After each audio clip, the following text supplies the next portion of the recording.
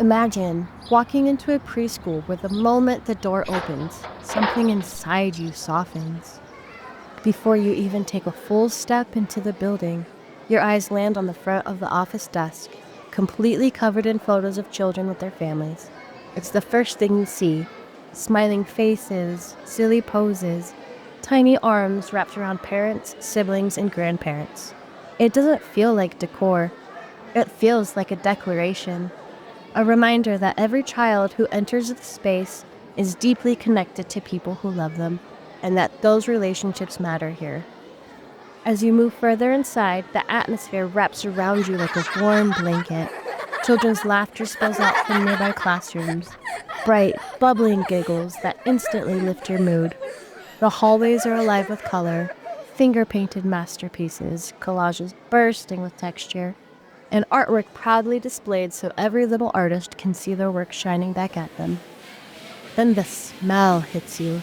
Pancakes sizzling in the kitchen for morning snack. It's warm, familiar, and unexpectedly comforting, like stepping into a home where someone is cooking just for you. You pause without even meaning to, taking in the moment. All these small details, the family photos greeting you at the door, the laughter, the artwork, the smell of breakfast, they come together in a way that feels almost magical. You don't need anyone to explain the values of this place. You can feel them. You feel welcome. You feel safe. You feel like you've stepped into a community that sees you before you even introduce yourself. And that's when you realize this place is Beep.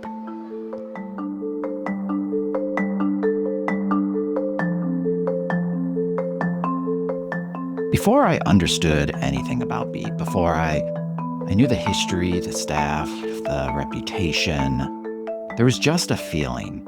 And in an educational environment, feelings are difficult to describe. They are also difficult to trust. Because a preschool can look welcoming during a short visit or observation. People can smile. The rooms can be organized and appear well-resourced. A director can know exactly what to say. And in most cases, it's genuine. And it may also be part of a performance the program gives when someone from the outside walks through that door. But on the afternoon of my first visit, there were small details about Beep that were harder to dismiss. The family photographs.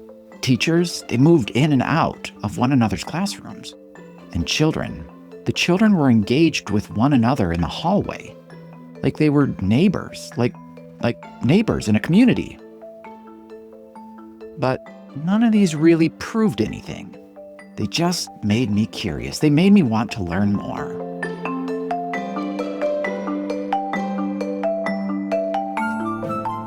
I'm Dr. Andrew Goff, and this is Love as a Classroom: Stories of Inclusion. This season, Season 3, is about Bayfield Early Education Program, known locally as Beep, a preschool in a small community in southwest Colorado. And it begins with a simple question. Why does Beep feel so different from the other programs I have visited?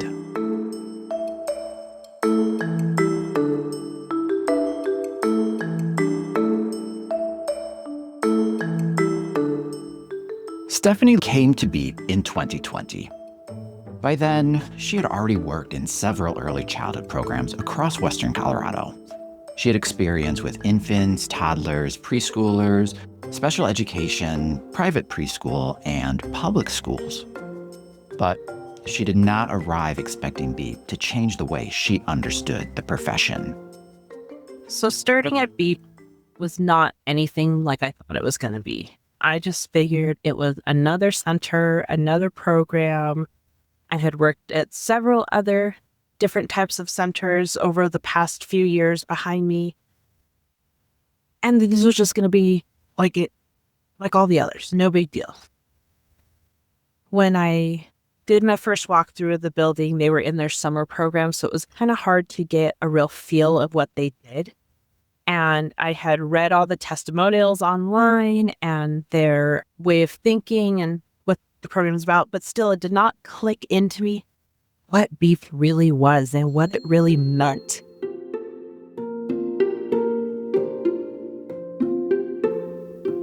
Stephanie started during the first year of COVID.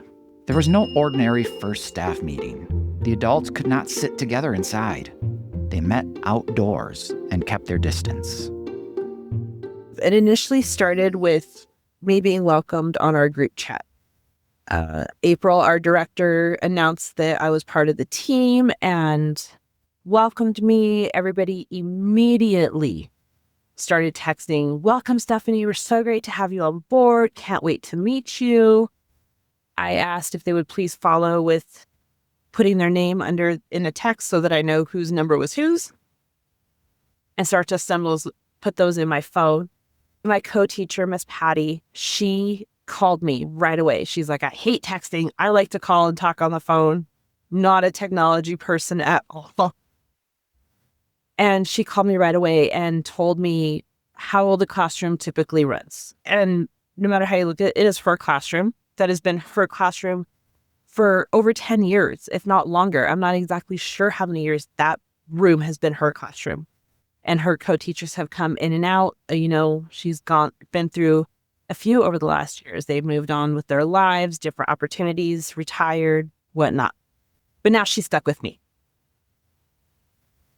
And anyways, it was really great just to have that first phone call and knowing, okay, this is where I am, this is where I'm going, and not feel like your first day of school when you stand there and nobody talks to you, because that was my biggest fear. This was definitely a little bit bigger, but yet small and close at the same time. And I know that sounds really awkward and funny and doesn't make sense, but that's just how it felt to me.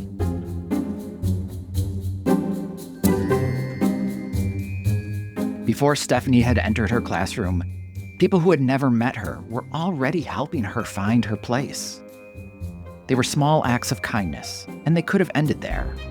A welcoming message does not tell you how they'll respond when work becomes hard, when someone is feeling overwhelmed, or when a teacher cannot immediately perform and follow through on a role he or she was hired to do. That part came next.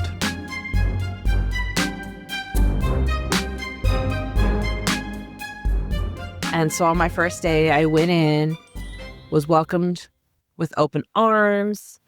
Everybody was so great and asked if I needed any help.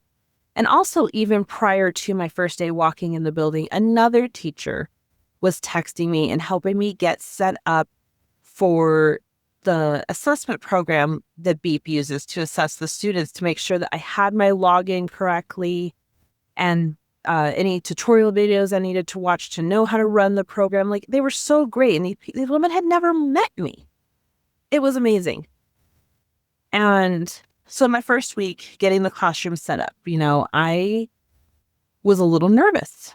I decided, I was just like, I'm going to wait and do what I'm told to do because I don't want to mess anything up. And really, that's how I played my first year, if I'm honest.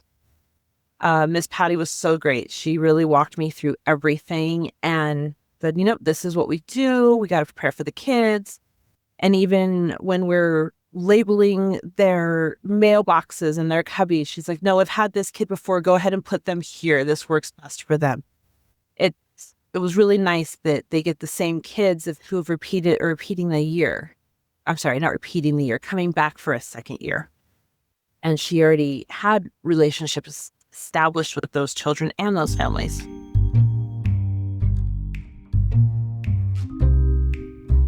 Stephanie had been hired as a teacher, but for much of her first year, she stayed back and watched. In some programs, that might have been interpreted as a problem, a lack of confidence, initiative, or leadership. At BEEP, she was allowed to learn. That was just me. That was me just trying to be comfortable. Patty definitely encouraged me more and more to take on a stronger role in the classroom, but it was just my own fear and being intimidated. And I did a little bit the second half of the year. I kind of started to step back in a little bit more, but it was just more than I was used to. And I really think from a personal perspective, coming back in after COVID, I think I just was not in the right headspace. I think COVID really got to me, and getting back into that comfortability and knowing that I was okay and that I had people supporting me. And these were people I did not know. And I had always been around in some way, one way or another. I knew people I worked with. Did you feel at any point in time you weren't doing what was right, that you weren't meeting expectations, that you weren't enough because you weren't jumping into the right role? And how did Patty and April respond to that? Was that something that they were encouraging you to do? No, I don't recall her saying anything to me either way. She asked how I was doing. I said good. She had asked me how things were going, and I would tell her. She was like, "Are you okay with it? Is Patty okay with it?" And we were okay. Patty and I were fine. We were figuring each other out, getting to know each other. There wasn't, that, to my recollection, any issues.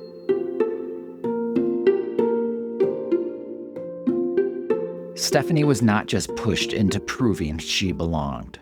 She was given time to discover where she belonged.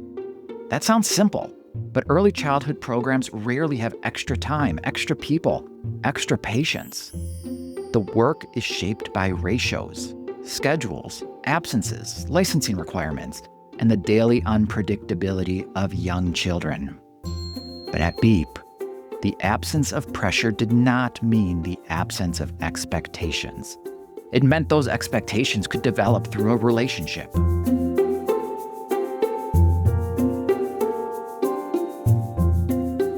Julia's path into Beep was different.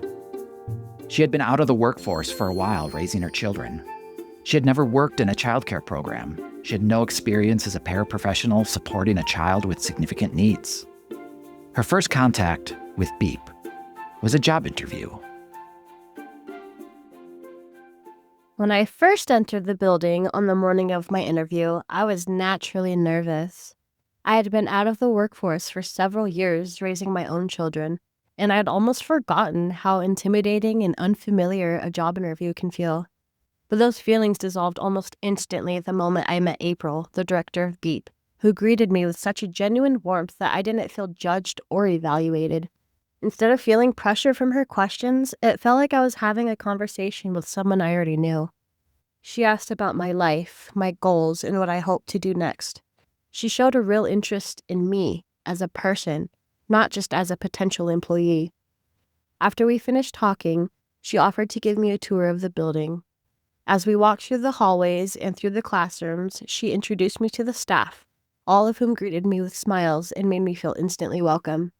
And then something happened that I'll never forget. Children I had never even met before came up and hugged me.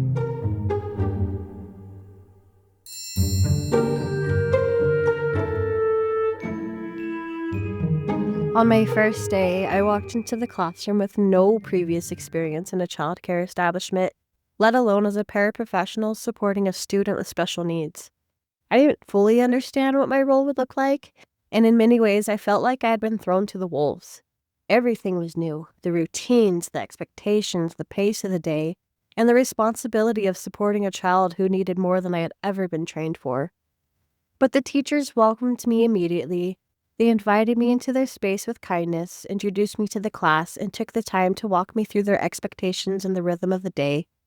They didn't make me feel behind or unprepared. They guided me, supported me, and reassured me simply through the way they worked alongside me.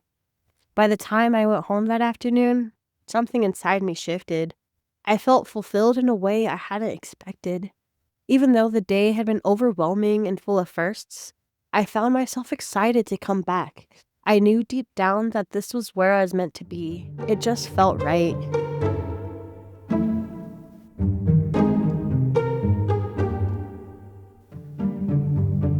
There's a simple way to tell Julia's story. She walked into a warm preschool. People supported her, and she discovered work she loved. That's a hopeful version. But like the experience of many teachers, it leaves out important details, personal details, like, is it worth the sacrifices to my mind, body, and spirit? See, Julia had been hired to support a child who required constant attention. The work could be physically and emotionally intense. She knew that.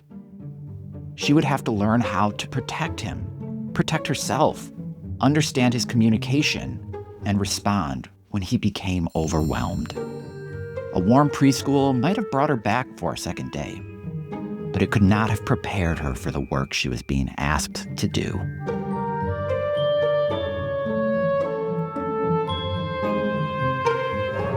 As the days went on, something inside me began to bloom. Each morning I walked into the building feeling a little more grounded, a little more confident, and a little more sure of my place there. Soon I found myself rotating through different classrooms, supporting different students with different needs, and no 2 days have ever looked the same. One day I might be helping a child who needs constant sensory input, and the next I could be supporting a child who needs gentle encouragement to join a group. Being a one-to-one para at BEEP is this delicate balance of structure and flexibility, knowing the plan, but also knowing it might change at any moment, and it probably will. Some moments are peaceful, like sitting together during centers, helping them explore materials or join a peer. Other moments are really intense, navigating sensory overload, big emotions, or unexpected challenges. But even on the hardest days, there are these small, powerful victories that make everything worth it. A child joining a group activity without prompting, a new communication strategy finally clicking, a shy smile turning into a shared laugh with a peer. These moments feel like tiny sparks.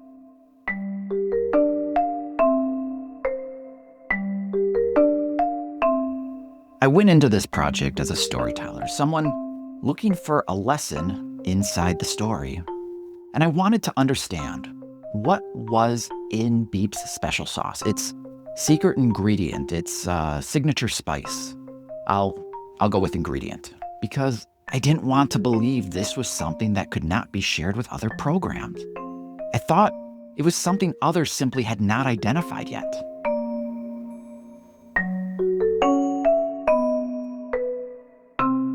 What allows people to move beyond being employees and begin to feel like members of something I was still struggling to describe? The more people I talked with, the more I began to recognize the ingredients.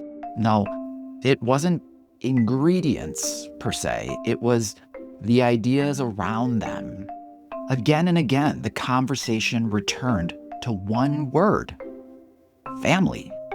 At first, I didn't think much of it. The word can mean almost anything in a workplace. Sometimes it means closeness. Sometimes it feels like people are expected to sacrifice without complaint. And sometimes it's simply what an organization calls itself when it wants its employees to stay. So what I wanted to know was, what did family mean here? That was when I met Colleen. We always say families first. So everybody knows that their families come first and everybody just jumps in to support. So I feel like there's enough people that know what's going on, that have been there for long enough, know what needs to be done. April's very good at communicating if things need to get done.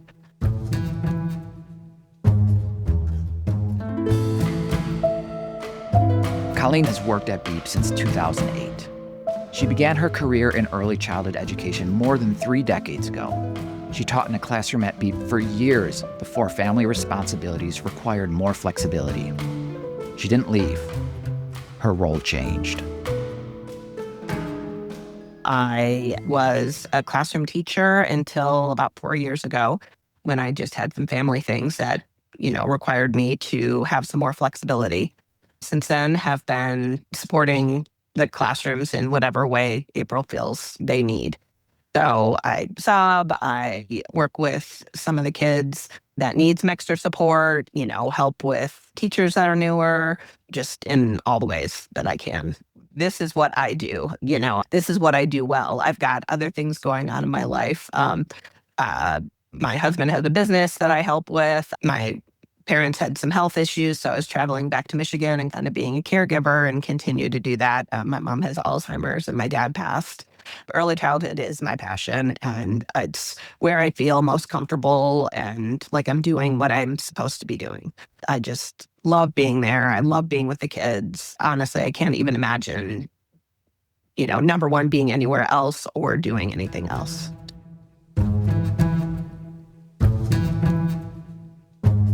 Colleen's place at Beep did not depend on her remaining the person that she had been when she was hired. The program adjusted as her life changed. That type of flexibility appears throughout the staff's stories. People cover classrooms, experienced teachers mentor newer ones, roles shift. Staff members leave when their children need them and return when they can. It is not calm, perfect, or easy. People disagree. They get frustrated. They have different levels of experience and different ideas about children. But they continue to describe a sense that the relationship will still be there after the difficult moments pass. I don't even know where to begin. I love working at Beep. I love all of the women that I work with. I love April. It's just such a happy place to be. From the kids to just everything. It's unlike any place I've ever worked before. They care about who you are as a person. And they, I mean, all the educators, April, everyone who works there.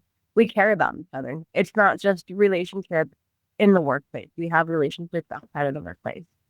We all have this closeness where we can talk about pretty much anything with each other. And everyone has their own like little cliques, but as a whole, I think we are just this team. We really are a team, and we help each other, and we help each other with the kids. I've never worked for someone who cares so much about what happens in my personal life. And that's the biggest thing for me. If I ever needed to leave work because my kid is still at school, I can go on to that and not feel like I'm going to get reprimanded or written up. Anything. And the kids just, I don't know, they brighten your day. They're so full of love and laughter.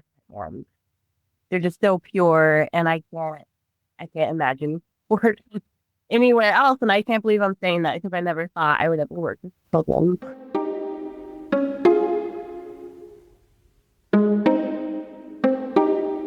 Stephanie had previously worked in programs where people competed, pulled rank, and protected their own classrooms.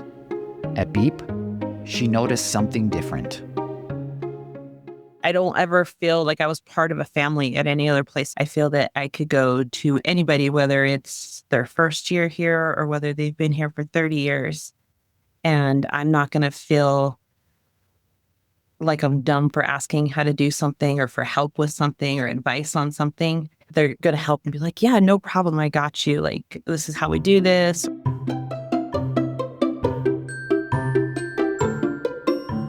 This was the pattern people kept describing. When they talked about family, they were not only talking about children and families enrolled in the program, they were talking about one another. They were not saying everyone had to comply, behave the same way, or become easier to work with, the children, families, or colleagues. That is a common sentiment across so many of the programs I visit. It's about compliance, consistency, efficiency.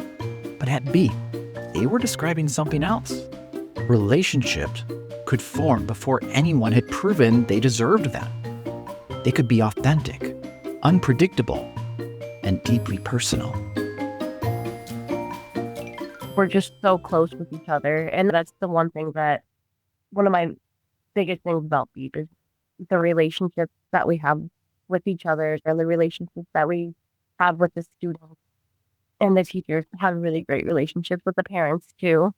It's just this huge preschool family, honestly. And that's something that Patty likes to say a lot. But we're a preschool family. I mean, we have our differences, of course, but there aren't arguments or fighting or drama. Like, it's peace within chaos of the classroom.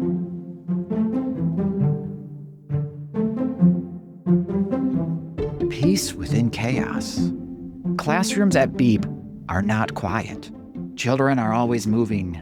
Adults come and go. Specialists provide services inside the classroom. Some children communicate through words. Others communicate through their bodies, movement, sounds, behaviors, or communication devices. There are moments that appear calm. There are also moments that do not. Maybe the feeling I noticed when I walked inside was not calmness. Maybe it was the sense that no one had to be calm. They didn't have to be perfect. They didn't have to be someone else before they could belong. But there was still a problem with that conclusion. So far, nearly everyone describing BEEP worked there. They had chosen the program. They were invested in it. Some had spent years building it. I needed to know what the place felt like from someone who had much more to lose. Then I met Lauren. Lauren had heard about BEEP from a trusted early intervention therapist. She liked the idea of Hayes, her son on the autism spectrum, attending preschool. But with a child who needed significant support in nearly every environment he entered, it was not that simple. Still, she agreed to visit. She was there for a tour of the preschool building, but it was not the physical environment that captured her attention. She was watching every adult. For us, it really is this fish out of water feeling where you're like, okay, I never leave my house. It's terrifying to leave my house. You have to feel like you can take up space and you are worthy of being there. You do get to be included. And so what you learn is a lot of places aren't that inclusive. A lot of places will say they're inclusive, but they're not inclusive enough for my kids. They'll say it to where, they get enough credit for it, but they're not truly that inclusive. April was key. And so she invited us to come when he was almost 2.5. He's really co-servant too. And she invited us to take a tour with our early intervention therapist. And so we toured the school and I immediately noticed Hayes wanted in the school. He went all over the school, room to room to room. And I'm looking, right? I'm policing. I'm looking in my eyes to see how do these adults perceive him? How does he work in this space? And I'm wondering, are they going to be upset because he elopes and he doesn't care about boundaries and he wants to check out every room there is? None of them cared. They all were welcoming of him. They were so unbothered. And I'm looking and I'm like, okay, they're going to be upset because he's doing this. No one was like that. Like they all took him in and it was like he'd been there before. Because when you think about being in SPED, you think, oh, great, my kid's going to be put in a sensory room alone all the time. He's going to be excluded and only included in certain moments. What you learn about BEEP is it's the opposite. They have their services come to your child in the classroom. And I noticed when I was touring, there was a little girl that had a G-tube and she was included and sitting next to her peers eating. There were lots of different kids with different abilities and different special needs that were there. And it wasn't just my son.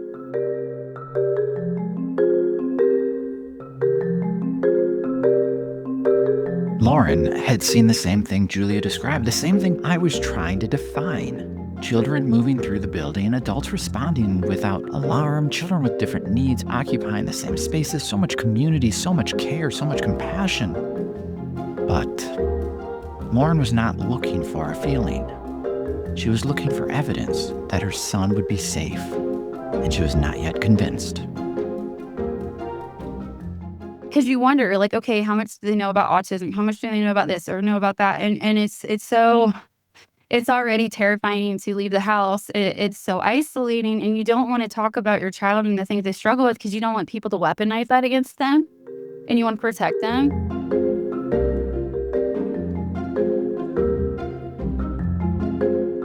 Lauren eventually enrolled Hayes at BEEP. She moved close enough to the school so that she could reach him quickly if that day had become too difficult. At first, Hayes could not remain in the classroom for even 10 minutes. And Lauren still did not believe the other children, or adults, would see him as someone who belonged there. That is where the feeling inside BEEP would be tested.